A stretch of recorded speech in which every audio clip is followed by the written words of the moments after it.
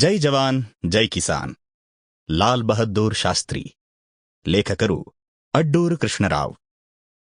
ಜೈ ಜವಾನ್ ಜೈ ಕಿಸಾನ್ ಲಾಲ್ ಬಹದ್ದೂರ್ ಶಾಸ್ತ್ರಿ. ಭಾರತದ ಎಲ್ಲೆಡೆಯಲ್ಲಿ ಸ್ವಾತಂತ್ರ್ಯ ಹೋರಾಟ ಬಿರುಸಿನಿಂದ ನಡೆಯುತ್ತಿದ್ದ ಸಮಯ. ಉತ್ತರ ಪ್ರದೇಶದ ಅಲಹಾಬಾದಿನಲ್ಲಿಯೂ ಚಳುವಳಿಯ ಬಿಸಿ ಏರಿತ್ತು. ಅಲ್ಲಿನ ಎತ್ತರದ ಕಟ್ಟಡಗಳಲ್ಲೊಂದು ಗಡಿಯಾರ ಗೋಪುರ. ಅದರ ಮೇಲೆ ತ್ರಿವರ್ಣ ಧ್ವಜ ಹಾರಿಸಬೇಕೆಂದು ಕಾಂಗ್ರೆಸ್ ಕಾರ್ಯಕರ್ತರ ನಿರ್ಧಾರ. ಈ ನಡೆಯನ್ನು ಪೊಲೀಸರು ನಿರೀಕ್ಷಿಸಿದ್ದ ಕಾರಣ ಗಡಿಯಾರ ಗೋಪುರಕ್ಕೆ ಸರ್ಪಗಾವಲು ಹಾಕಿದ್ದರು. ಆ ರಸ್ತೆಯಲ್ಲಿ ಹೋಗುವ ಎಲ್ಲರ ತಪಾಸಣೆ ನಡೆಸುತ್ತಿದ್ದರು. ಕಾಂಗ್ರೆಸ್ ಕಾರ್ಯಕರ್ತರು ಗೋಪುರದ ಹತ್ತಿರ ಬಂದರೆ ಅವರಿಗೆ ಲಾಠಿ ಏಟು ಬೀಳುತ್ತಿತ್ತು. ಅಂತಹ ಕಟ್ಟುನಿಟ್ಟಿನ ಕಾವಲು ಇದ್ದಾಗಲೇ ಜಟಕಾ ಬಂಡಿಯೊಂದು ಅಲ್ಲಿಗೆ ಬಂದು ನಿಂತಿತು. ಪೊಲೀಸರು ಒಳಗೆ ಯಾರಿದ್ದಾರೆ ಎಂದು ಪ್ರಶ್ನಿಸಿದಾಗ ಚಾಲಕನ ಉತ್ತರ, ಘೋಷಾ ಮಹಿಳೆಯಿದ್ದಾಳೆ. ಪೊಲೀಸರು ಹಾದಿ ಬಿಟ್ಟಾಗ ಜಟಕಾ ಬಂಡಿ ಮುಂದೆ ಸಾಗಿತು. ಕೆಲವೇ ನಿಮಿಷಗಳಲ್ಲಿ ಗೋಪುರದ ತುದಿಯಿಂದ ಕೇಳಿಬಂದ ಘೋಷಣೆ, ಭಾರತ್ ಮಾತಾ ಕೀ ಜೈ. ಆ ಗೋಪುರದಲ್ಲಿ ತ್ರಿವರ್ಣ ಧ್ವಜ ಹಾರಾಡುತ್ತಿತ್ತು. ಪೊಲೀಸರು ಹೌಹಾರಿದರು. ಅಲ್ಲಿ ನೆರೆದ ಜನರ ಭಾರತ್ ಮಾತಾ ಕೀ ಜೈ ಎಂಬ ಗೆಲುವಿನ ಘೋಷಣೆ ಮುಗಿಲು ಮುಟ್ಟಿತು. ಪೆಚ್ಚಾದ ಪೊಲೀಸರು ದೌಡಾಯಿಸಿ ಹೋಗಿ ಧ್ವಜ ಹಾರಿಸಿದ ವ್ಯಕ್ತಿಯನ್ನು ಬಂಧಿಸಿದರು. ಅವರೇ ಲಾಲ್ ಬಹದ್ದೂರ್ ಶಾಸ್ತ್ರಿ. ಅವರು ಬುರ್ಖಾ ಧರಿಸಿ ಜಟಕಾದಲ್ಲಿ ಬಂದು ಗೋಪುರ ಏರಿ ಧ್ವಜ ಹಾರಿಸಿ ಘೋಷಣೆ ಕೂಗಿದರು. ಅಂದೇ ತಮ್ಮ ಉಜ್ವಲ ಬದುಕಿನ 100 ದಿಟ್ಟ ನಿರ್ಧಾರಗಳ ಝಲಕ್ ತೋರಿದ್ದರು.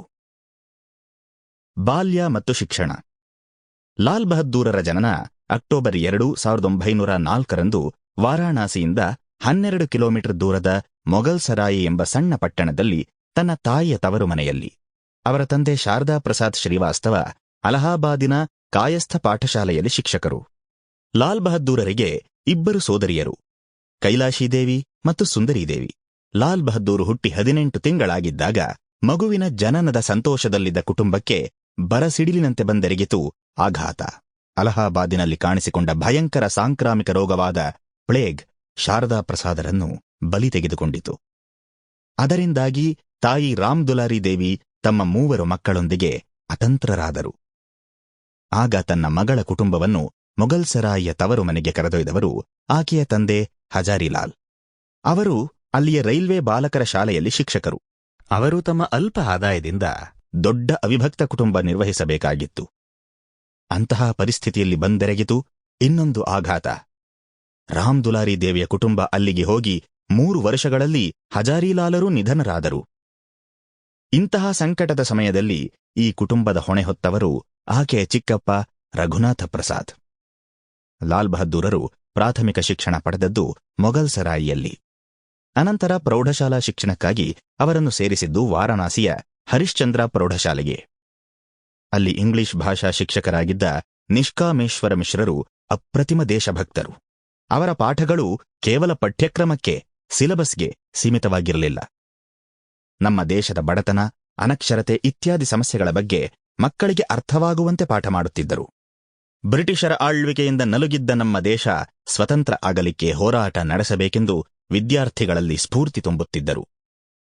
ಲಾಲ್ ಬಹದ್ದೂರರ ಸ್ಥಿತಿಗತಿ ತಿಳಿದಿದ್ದ ಮಿಶ್ರ ಇವರಿಗೆ ಹೇಗಾದರೂ ಸಹಾಯ ಮಾಡಬೇಕೆಂದು ನಿರ್ಧರಿಸಿ ಅದಕ್ಕಾಗಿ ತಮ್ಮ ಮಕ್ಕಳಿಗೆ ದಿನಕ್ಕೊಂದು ತಾಸು ಮನೆಪಾಠ ಮಾಡಲು ಬಹದ್ದೂರ್ರನ್ನು ಒಪ್ಪಿಸಿದರು.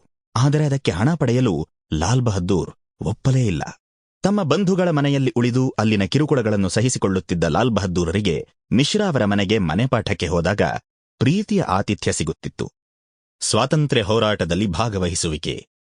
ಲಾಲ್ ಬಹದ್ದೂರ್ ಶಾಸ್ತ್ರಿಯವರು ಪ್ರೌಢಶಾಲಾ ಶಿಕ್ಷಣ ಪಡೆಯುತ್ತಿದ್ದ ವರುಷಗಳಲ್ಲಿ ದೇಶದಲ್ಲೆಲ್ಲ ಸ್ವಾತಂತ್ರ್ಯ ಹೋರಾಟದ ಕಾವು ಹೆಚ್ಚುತ್ತಿತ್ತು. ಮಹಾತ್ಮ ಗಾಂಧಿ, ಬಾಲ್ ಗಂಗಾಧರ ತಿಲಕ್ ಇನ್ನಿತರ ನೇತಾರರು ದೇಶದ ಉದ್ದಗಲಕ್ಕೂ ಸಂಚರಿಸುತ್ತಾ ಜನರನ್ನು ಹೋರಾಟಕ್ಕಾಗಿ ಸಂಘಟಿಸುತ್ತಿದ್ದರು. ಫೆಬ್ರವರಿ 4, 1916ರಂದು ಬನಾರಸ್ ಹಿಂದೂ ವಿಶ್ವವಿದ್ಯಾಲಯಕ್ಕೆ ಶಿಲಾನ್ಯಾಸ ನಡೆಯಿತು. ಅಂದು ಪಂಡಿತ ಮದನ ಮೋಹನ ಮಾಳವೀಯರ ಹಲವು ವರ್ಷಗಳ ಸತತ ಪರಿಶ್ರಮದ ಫಲ. ಆ ಸಮಾರಂಭಕ್ಕೆ ಮಹಾತ್ಮ ಗಾಂಧಿ ಬಂದಾಗ ಲಾಲ್ ಬಹದ್ದೂರರಿಗೆ ಅವರ ಭಾಷಣ ಕೇಳುವ ಮೊಟ್ಟ ಮೊದಲ ಅವಕಾಶ. ಮಹಾತ್ಮ ಗಾಂಧಿಯವರ ಸ್ಫೂರ್ತಿದಾಯಕ ಭಾಷಣ ಲಾಲ್ ಬಹದ್ದೂರರ ಮನದಲ್ಲಿ ಅಚ್ಚೊತ್ತಿತು. ಅವರ ಬದುಕಿಗೆ ದೊಡ್ಡ ತಿರುವು ನೀಡಿತು. ಅಂದು ಮಹಾತ್ಮ ಗಾಂಧಿಯವರು ಬ್ರಿಟಿಷರ ದಬ್ಬಾಳಿಕೆ ಖಂಡಿಸಿ ಮಾತನಾಡಿದಾಗ ಸಮಾರಂಭದಲ್ಲಿದ್ದ ಬ್ರಿಟಿಷ್ ಅಧಿಕಾರಿಗಳು Sample complete. Ready to continue?